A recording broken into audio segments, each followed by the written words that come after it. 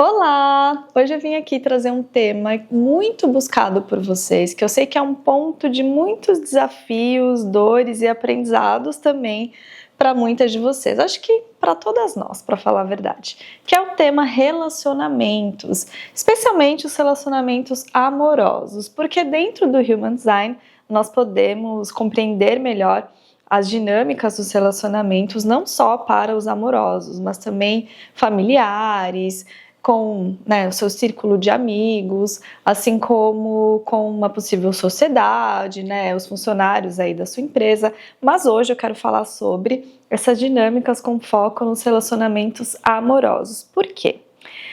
Relacionamento é a nossa escola para a vida. A gente só consegue enxergar melhor algumas dinâmicas internas através dos relacionamentos, que nos permite enxergar do lado de fora aquilo que muitas vezes está do lado de dentro. E que se escolhêssemos viver uma vida em solidão total, não seríamos capazes de enxergar. É por isso que o relacionamento acaba sendo muitas vezes tão desafiador, mas também é um campo de grande aprendizado, expansão e evolução, se pararmos de fugir dos relacionamentos e encararmos os nossos relacionamentos como essa escola. Dentro do desenho humano é possível fazer a análise de conexão entre duas pessoas. Como eu disse para vocês, essa conexão pode ser uma conexão de uma possível sociedade, pode ser uma conexão de uma mãe, de uma filha, ou de um relacionamento amoroso. E eu acho muito fantástico porque o desenho humano nos permite enxergar com muita clareza quem somos, antes de mais nada, nossos dons e talentos, nossas necessidades dentro de uma relação, nossos valores, que também devemos reconhecer dentro de um relacionamento, e também nos permite reconhecer quem é o outro, para que possamos respeitar o outro por quem ele realmente é. Muitas pessoas, eu acredito que a maioria delas, estão se relacionando sem conhecer quem são de verdade, tampouco suas necessidades reais dentro daquela relação.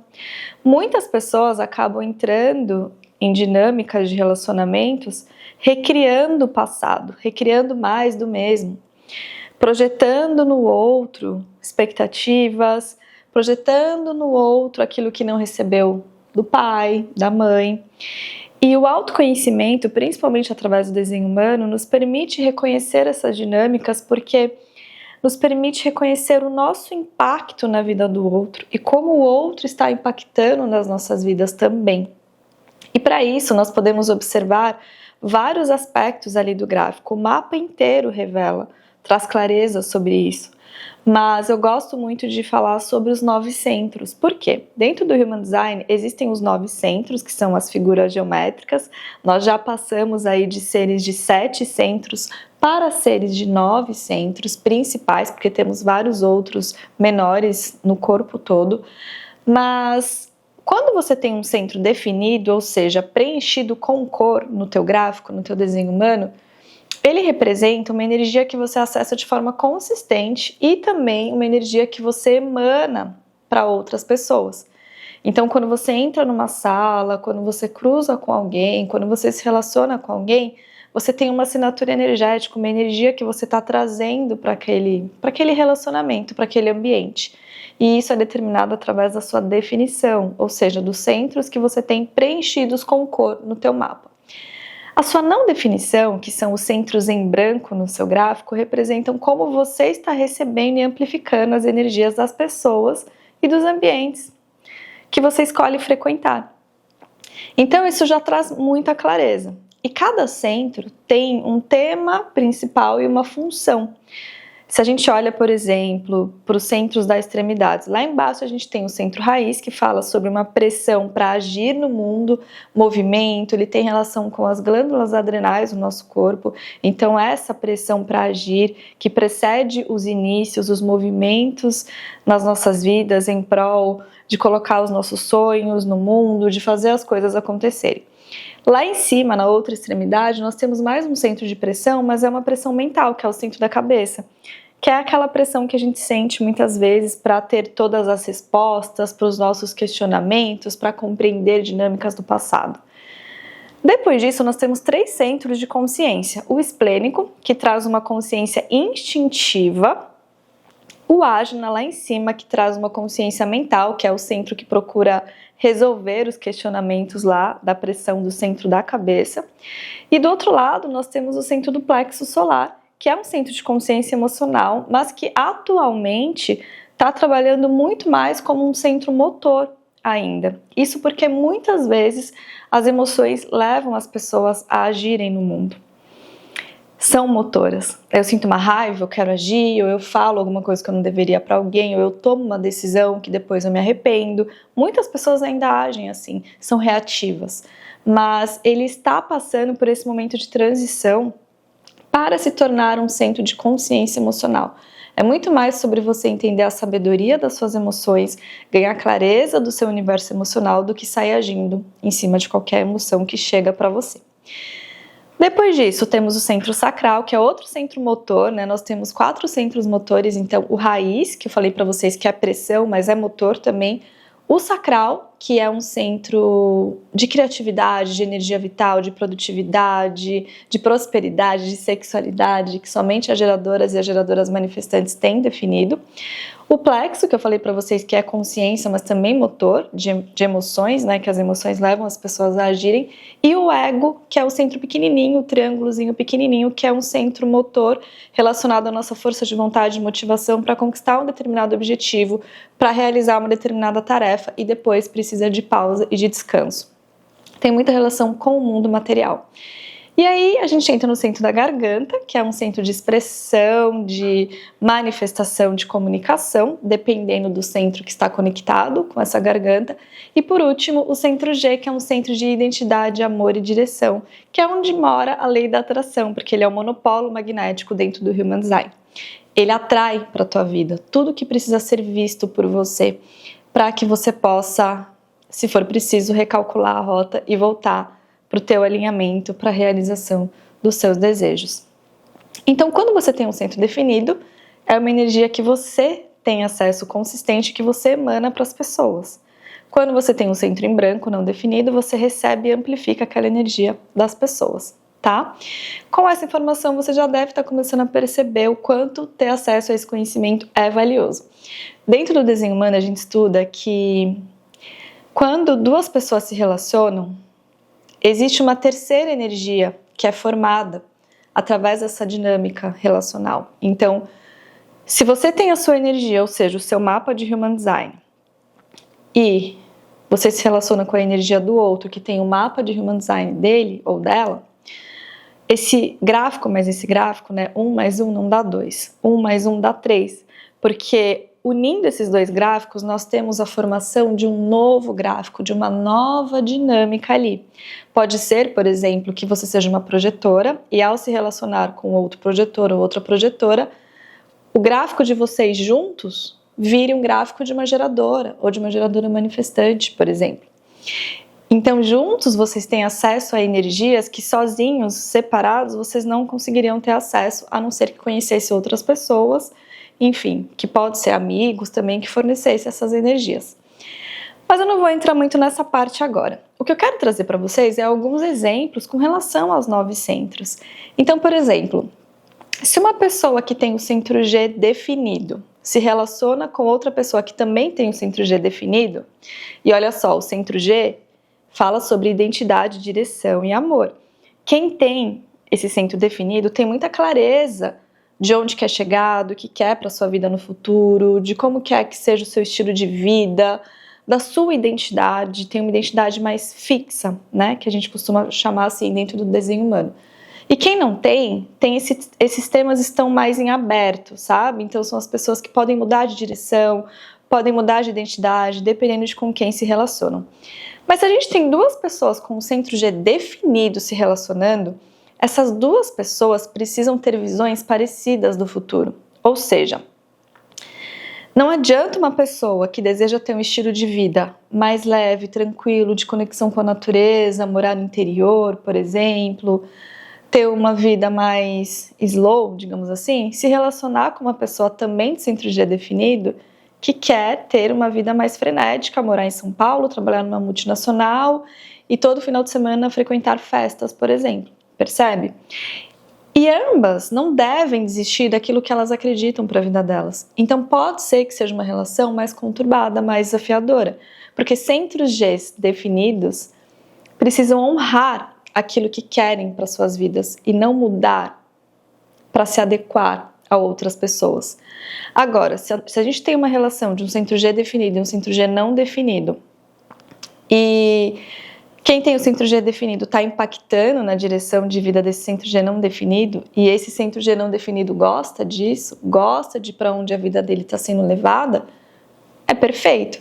Só que é importante que um centro G não definido tenha clareza de que a vida dele vai ser impactada através da pessoa com quem ele está se relacionando, principalmente se essa pessoa tiver o centro G definido.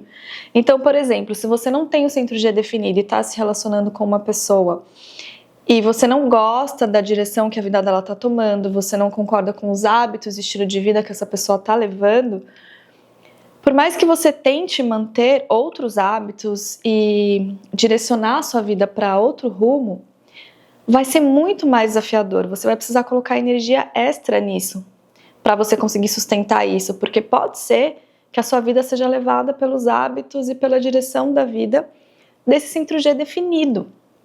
Porque aquela frase, diga-me com quem andas que te direi quem és, é uma frase muito verdadeira para quem tem o centro G não definido em branco. Então, se você está me ouvindo e tem essa dinâmica, você precisa tomar muito cuidado com isso. Eu tenho o centro G não definido, atualmente eu me mudei para a praia, muito por conta do meu marido que tem o centro G definido e que decidiu construir uma pousada aqui na praia e mudar o estilo de vida dele. Ele começou a surfar, hoje eu estou surfando também. Então, ele trouxe vários impactos positivos para a direção da minha vida. E eu tenho consciência disso e para mim foi maravilhoso. Mas tendo consciência disso, se eu quisesse ter uma vida mais tranquila e me relacionasse com uma pessoa que fosse para um outro rumo, eu precisaria prestar muita atenção nisso e colocar na balança se é isso mesmo que eu quero para minha vida, né? Então, se seria isso mesmo que eu gostaria para minha vida. Então, é uma reflexão importante. Agora, quem tem o plexo solar definido, que passa por ondas emocionais profundas, são pessoas que sentem muitas emoções. Quem não tem, recebe e amplifica essas emoções. Então, é muito importante ter clareza disso, porque aqui pode existir um grande desafio dentro de um relacionamento entre um plexo solar definido e um plexo solar não definido. Porque quem não tem esse plexo solar definido vai receber e amplificar as emoções de quem tem. Se essa pessoa não tem consciência disso, ela pode se identificar com essas emoções, achar que é uma emoção dela, ela pode criar uma realidade com base numa emoção que não é dela, ela pode achar que uma ideia é muito boa para ela, mas na verdade é uma emoção do parceiro ou da parceira dela, que empolga muito aquela pessoa, mas não ela. Só que ela está amplificando aquilo. E ela passa a acreditar que aquela ideia também a empolga muito. Ou ela pode amplificar uma raiva dessa pessoa que ela está se relacionando e achar que aquela raiva é dela e tomar uma decisão, pedir demissão, terminar o relacionamento, sendo que aquela raiva nem é dela. E quando a gente ganha consciência disso, a gente consegue ter estratégias para lidar melhor com isso. A gente consegue, por exemplo, entender melhor o nosso parceiro ou parceira de plexo solar definido sem que ele ou ela precise abrir a boca, porque a gente sente no nosso campo o que o outro está sentindo. E com isso a gente consegue fornecer o espaço para que a pessoa processe melhor as emoções dela, ou fornecer apoio, carinho, nutrição para quando a pessoa precisa também. Então, olha que maravilhoso que é ter acesso a esse conhecimento. Se você se relaciona com uma pessoa que tem a garganta definida e você não tem a garganta definida, muito provavelmente você vai começar a falar igual essa pessoa, parecido com essa pessoa. Então, por exemplo, se você é paulista e começa a se relacionar com uma pessoa que mora em Recife, facilmente você vai pegar o sotaque dessa pessoa e vai começar a falar com essa pessoa, mesmo que você não more lá. Só de estar se relacionando, porque a garganta não definida ela tem essa habilidade, né, de falar como as pessoas que ela mais convive falam. Então precisa também tomar um cuidado com isso, até quando convive com pessoas que falam muito errado ou que falam muitas gírias, por exemplo. É um ponto de atenção.